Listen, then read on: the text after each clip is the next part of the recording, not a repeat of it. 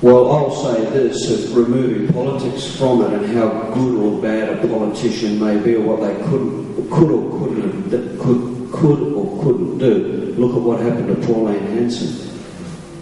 I wouldn't have voted for her personally, because I don't think she had the ability to run a country, but she stood up and was honest and got this huge mass movement, and they destroyed her and everybody associated. So to answer the question, no.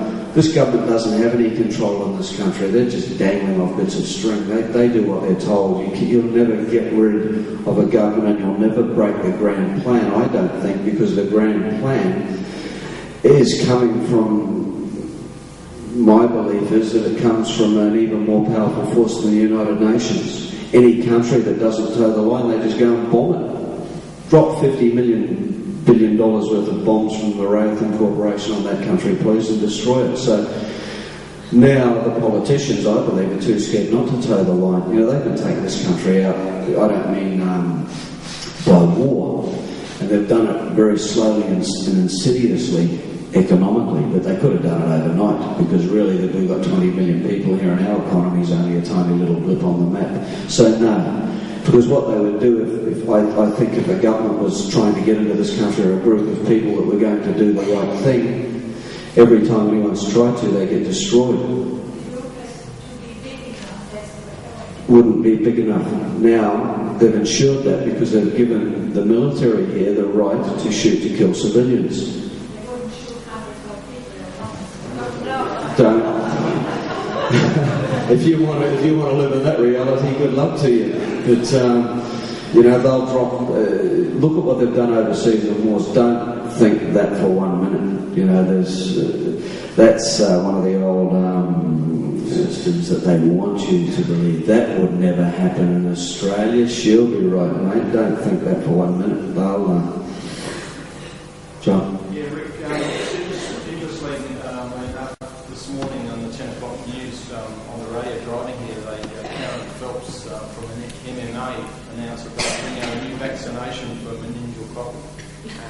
So they'll spread meningococcal about this last flu that just came through, the real bad one. It's funny how it sort of popped its head up about 5 weeks after they were telling men to go and get vaccinated for, I don't know what their last kick was that they were on, but every time the winter comes along. Look, there's some, just very briefly I'll say this, there's a very, very good book written by a medical doctor by the name of Ernest Rossi.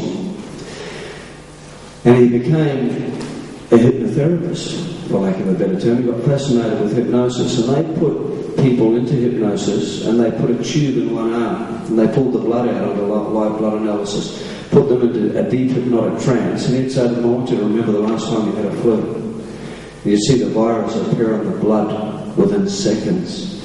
And then they'd say, now imagine that you're lying on the beach in the warm sun, and the virus would fade away again. There is a massive section of medicine that openly admits that viruses all live within us and are activated by thought. It's a huge section of medicine that believes that.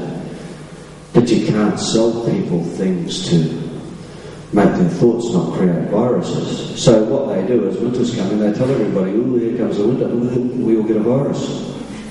Viruses, that's why antibiotics won't work on them. Viruses can't spread, but you keep telling enough people that they have the flu and make it a belief.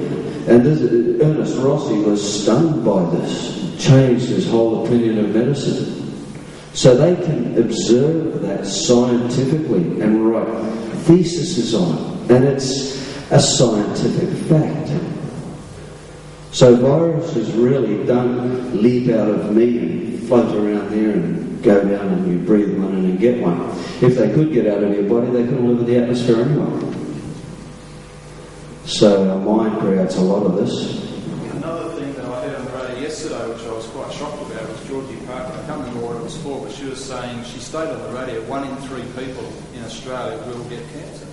Yeah, will get cancer. I mean, that was programming that into society. Yeah, it's crazy stuff, isn't it? But you're unfortunate. Look, most people are sheep, and they just toddle along, let's all follow each other and do what we're told, and pay our taxes and be good and don't rock the boat and live till we're 80 and dropped dead, and we had a good life. But people are starting to wake up in bloody droves now, thank God. But I think that the wake-up's been too late. It's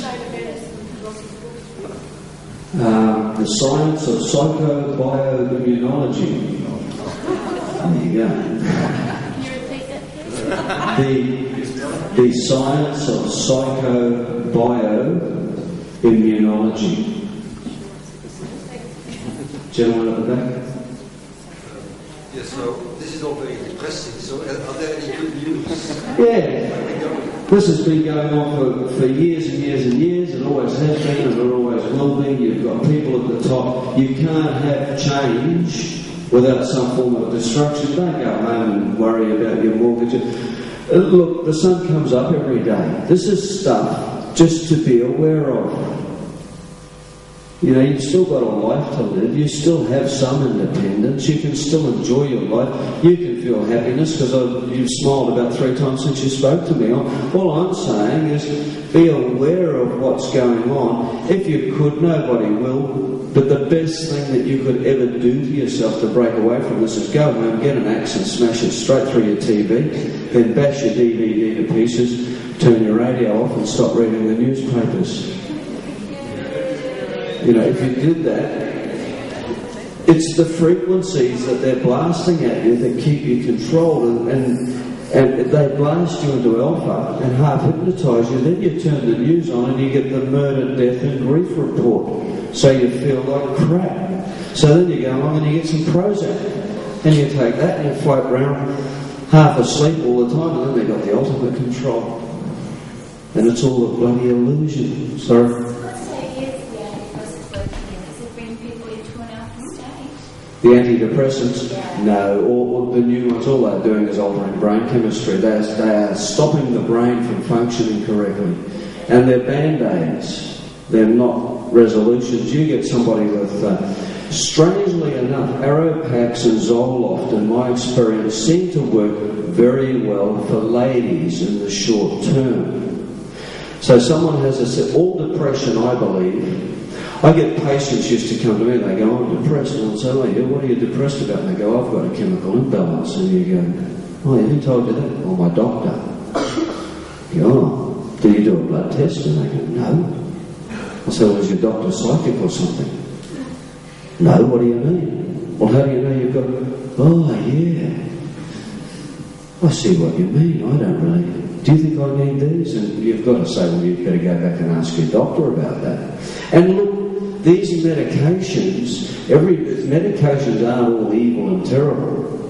And as I said, the SSRIs do appear to work very well for a while for women, in my experience. For men, they send men off the bloody planet and their whole lives go down the slide very quickly, but they seem to balance women out. But how they work is still 100% a scientific theory. There is no reality in how they work. But they seem to, and they're worth a massive new industry. Absolutely mad. But the head of Eli Lilly that invented Prozac, or the people who marketed it, they should be shocked. Like what they did, they didn't even run the drug through its trials correctly. So don't take this information, what I've said here today, and go home with your jaw hanging around your knees all depressed, because it's not there here to depress you, it's to make you aware. You can't change it, so don't worry about it, be aware of it.